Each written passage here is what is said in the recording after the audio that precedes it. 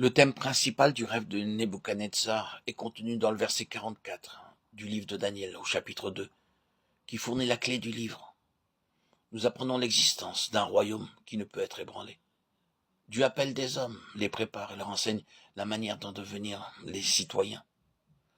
Il ne fait aucun doute que de grands empires régis par des souverains puissants apparaîtront dans le monde, mais tous seront détruits et connaîtront une fin. En vérité, rien de ce qui vient de l'homme ne peut durer à perpétuité, et les monuments qu'il a édifiés, aussi solides et imposants soient-ils, ne manqueront pas de s'écrouler un jour.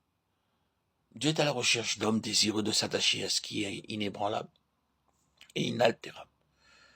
Si nos aspirations se portent vers ce royaume, nous devrons vivre et servir de manière à ce que toutes nos actions et nos paroles portent un fruit éternel.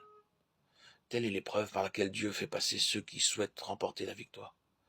Certains s'imaginent que la puissance divine se manifeste lorsqu'il nous utilise pour accomplir des miracles, des signes et des prodiges. Et pourtant, Dieu déclare que nos activités devraient être orientées vers les choses qui durent à toujours, car elles seules lui sont agréables. Puissions-nous toujours garder ceci présent à l'esprit. Le roi vit en rêve une statue gigantesque. La tête était d'or, les bras d'argent, le ventre de bronze, les jambes de fer et les pieds en partie d'argile et de fer, toute proportion gardée. La pierre qui vint s'abattre sur les pieds de la puissante statue était de petite dimension. L'or, l'argent, le fer et le bronze, qui sont pourtant des métaux très solides, furent emportés par le vent comme la balle d'une aire en été, et il n'en subsista aucune trace. La petite pierre devint une grande montagne et remplit toute la terre. Dieu voulait ainsi, sans détour, faire comprendre que toutes les œuvres humaines connaîtront une fin soudaine. Un homme aurait beau devenir grand comme un arbre vert et florissant, il n'en serait pas moins retranché d'une façon subite.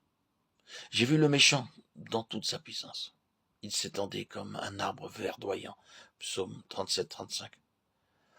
Quant à ses œuvres, elles périront.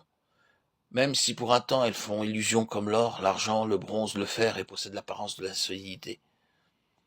Seule l'œuvre du Tout-Puissant ne sera pas ébranlée et ne passera point. Ses débuts peuvent être humbles, mais elles subsistent à toujours.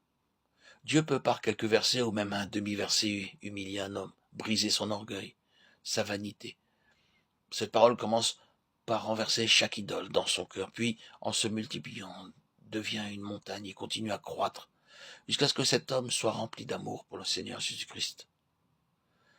C'est de cette manière que l'Éternel travaille à l'établissement de son royaume. Les armes qu'il emploie pour y parvenir ne sont pas charnelles. Il est vrai que Dieu aurait pu utiliser des anges pour annoncer l'Évangile, mais telle n'a pas été sa volonté.